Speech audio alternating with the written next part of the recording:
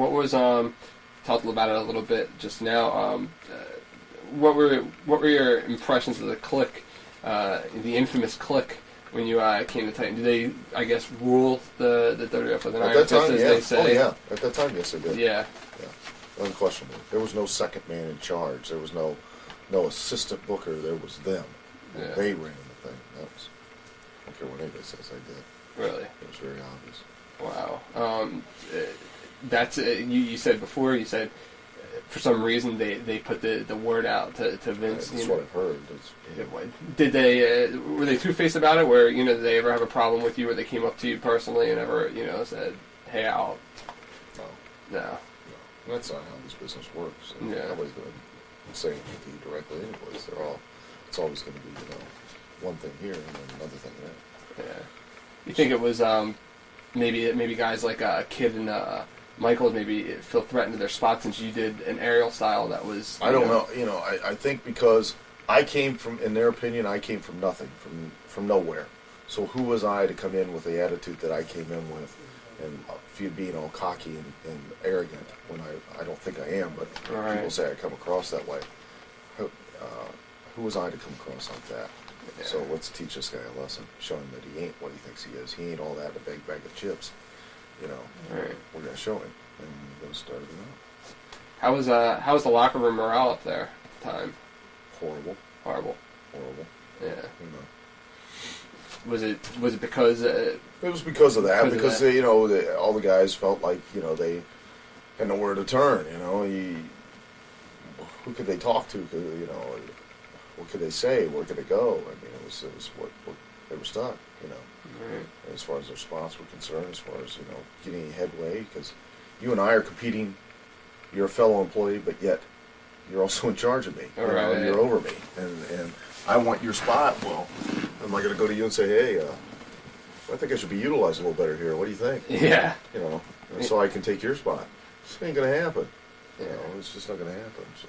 Sounds similar to what happened with Shane when he was there. I mean, at least according to what he told us during the shoot interview, just as far as, if they don't like it, you're not going anywhere. If you're figured, I've heard this from several people. If you're figured in up there, you're figured in for life. I mean, you can look at Barry Windham. I mean, look at Jim Neidhart, for God's sake. Yeah. I mean, on and on and on. The list goes on and on, guys. If you're figured in, you're figured in. If you're not, you're not. And no matter what you do, and that really was what became so bad for me up there, was that, no matter what I did, no matter how much I changed my appearance, no matter how hard I worked, no matter how cooperative I was, because believe me, I'm very easy to get along with. As long as business is done with me, I'm more than willing to do business with you. Right. And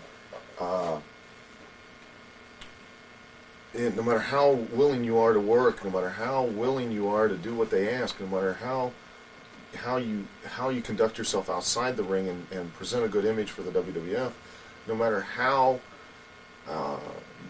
much you work out, you try and make your appearance better, no matter how much you change your facial hair, your regular hair, no matter how many times Vince McMahon personally came up and said, hey, good match, thank you very much, I've gotten great reports. No matter whatever, doesn't matter. Yeah. No matter what you did, it wasn't going to change anything. You were going to be Johnny Job Boy for the rest of your goddamn life, and that was going to be it. That was what they saw you as, and it wasn't going to happen. It wasn't going to happen. Could you go to Vince at all during this and say? I went to Vince.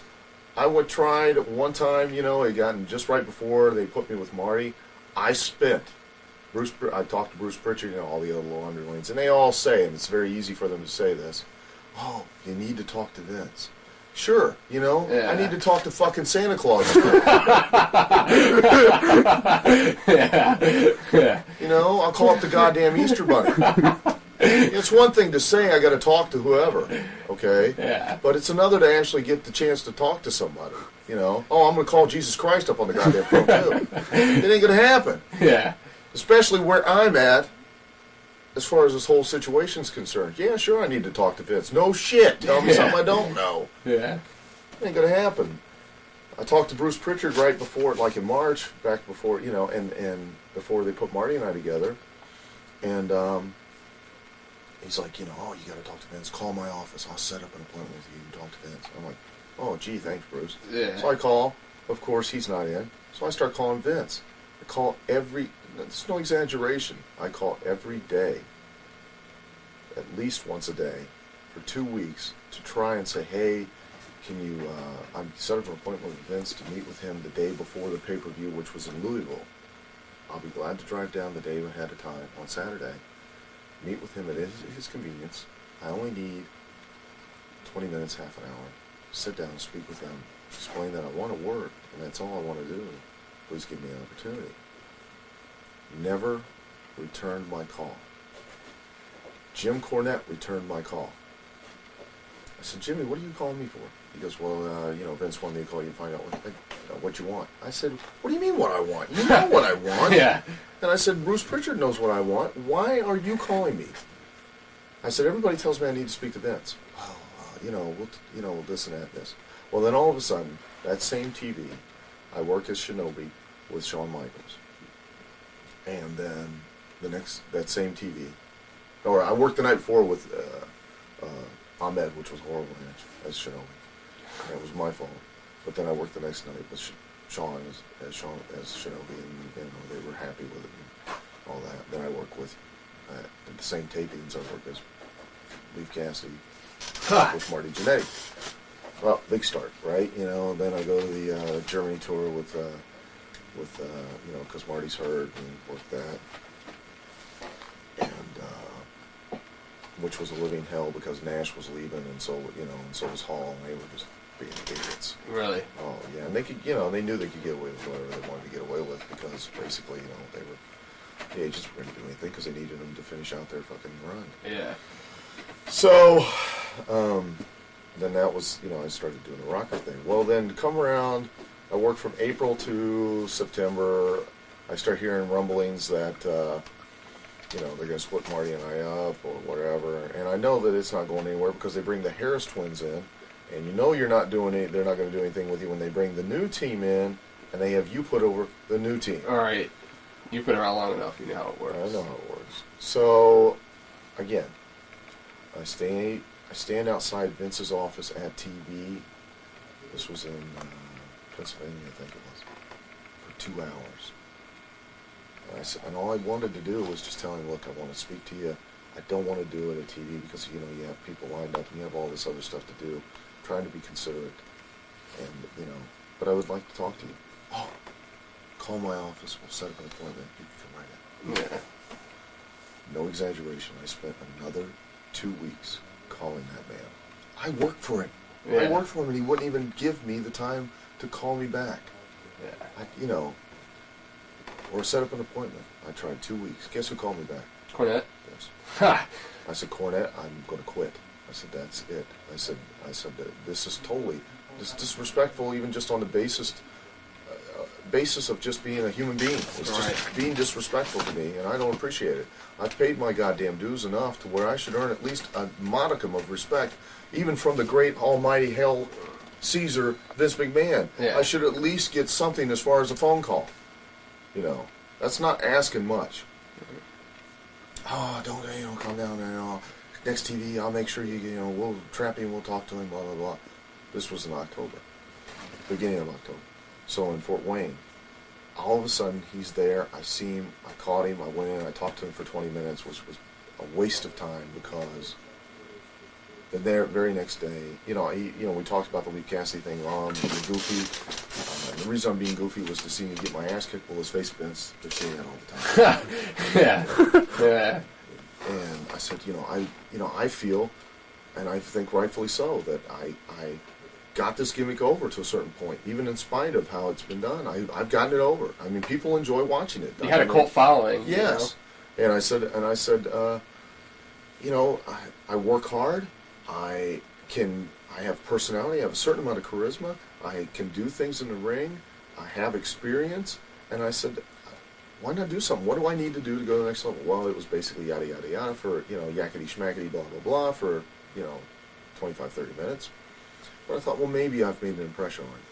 The next night in Cincinnati, they call me and Marty in to sit down with Bart and Billy when they're about to start the split. Now, I don't care what anybody says.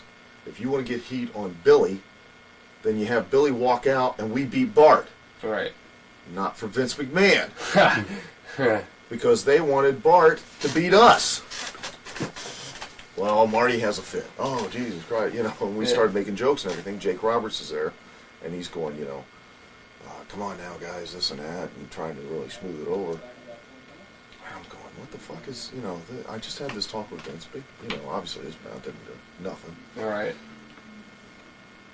Marty gets up and leaves. Well, they call Jake away for a second. Marty said, I gotta make a call or something. And Jake's like, where are you going? He goes, I'm calling some friends so they can watch this. Because, and then Marty's making we're both making wisecracks about, hey, I tell you what, Bart can beat us. Then Billy, flash back the camera. Billy's back in the back. He looks on the monitor, gets hot because Bart beat us, runs out and beats us both. And then Billy's dog sees it and runs out and pins us too. And then Billy's we just started, and Jake was getting hot, but then he got called away for something else. Well, Marty left. I, being the professional I was, and know this too, up until that time, out of the two of us, they'd always come to me and they'd say, Al, we need you to put so-and-so over. So, whoever it was, right. When it was me and Marty together, I always did the job. I always did the job. The only time that Marty did the job was when we did those 4 team things. Right. And I came up with a finish just because it was an old finish that I used to do with Al Costello, where he ended up doing it. Right. That was the only reason. Other than that, how are you doing the job? How are you doing the job? Hey, I never complained. I never once. And I always went out and gave 100% regardless. I come back. I said, well, Bart, I said, guess what? You just, I'll give you the fucking knee. You give me the flying schoolboy 1, 2, 3. And I said, you better get out of there because if you don't, I'm going to kick your ass. Yeah. And okay. Well, then, and I then proceeded to call a couple spots. Jake comes back. Marty's not there yet. Sits down, tells me, he goes, starts getting hot. And I said, we got the finish worked out. He starts getting hot. And he's saying, look, and I just worked with Flash Funk the night before. Yeah. He goes, they're starting to take notice of you. And, they're looking for guys to rise to the occasion now. And you don't always rise to the occasion. Huh. I got mad. Yeah. And I said, look, let me tell you something, dickhead. I said, if there's one motherfucker that rises to the occasion every time you ask him to and doesn't say a word, it's been me.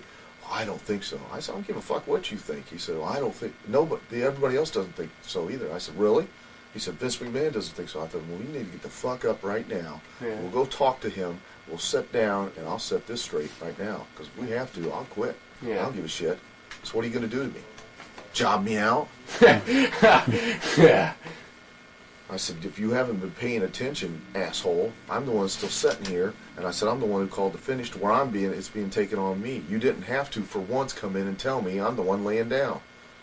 And, I said, fuck you. Well, then Marty came back, and it was done. And I pulled him aside later, and he tried to shift the heat off. And then after that, he was always, trying to buddy up to me. But you're not going to come to me and tell me, especially, for one thing, I take pride in putting out 100% no matter what. Whether there's 5 people in that fucking audience or 5,000, and whether I'm going over or whether I'm not going over, nobody can tell me I have a problem doing a job.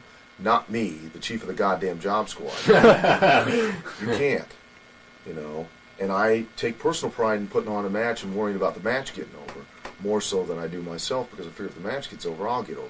Right. You're not going to tell me, especially after a year and a half of being treated the way that I was treated, and I don't think even to this day that I never did anything that deserved being treated like that. That I didn't do what I was supposed to do and didn't rise to the occasion. Kiss my ass. All right. So, I got to talk to Vince twice during that time. After that, I sat at home for October. I worked, we went and did the Survivor Series with Phil and Doug. Then, I've got plenty of these. After I've gotten beat in the handicap match with Bart and Billy, right? And the reason Jake gave for us they wanted us to get beat was they didn't want Bart and Billy to look like shit, or Bart to look like shit. And I went, what's that make us look like? Yeah. Didn't have an answer. Obviously, I knew that answer. Well, then the next time, rules of the business are very simple, okay? We work with Phil and Doug and Davey and Owen at Survivor Series, and who else? I don't know who was on Phil and Doug's side. I forget. It was like 2 years ago or so. Yeah. But it doesn't matter. Yeah. Right? Because I became the all-purpose job guy. Okay. So they, the next night they gotta have me on TV with Phil and Doug. We gotta. Well, Marty's ankle's hurt. Marty's ankle's hurt. Gotta have a partner for him. We stick Bob Holly. Problem is, Bob Holly's leaving the territory the very next day, and they know it. Okay? Yeah. Now, normally, who would do the job in that situation? The guy leaving the fucking territory. Yeah. Not me. Guess who did? They came and told me. Ultimate disrespect. Ultimate insult. Because obviously, you know, you mean less to us than the guy who's leaving. Right. So, I had to do the job. Wow. And the list goes on and on and on. Little things like that. Of, you know, for 2 years. So then they, you know, it was, well, Al's got a bad attitude. Well, I wonder why. You know, you get to the point where you feel like your entire adult life's been taking, you know, a pointless act. Right. So.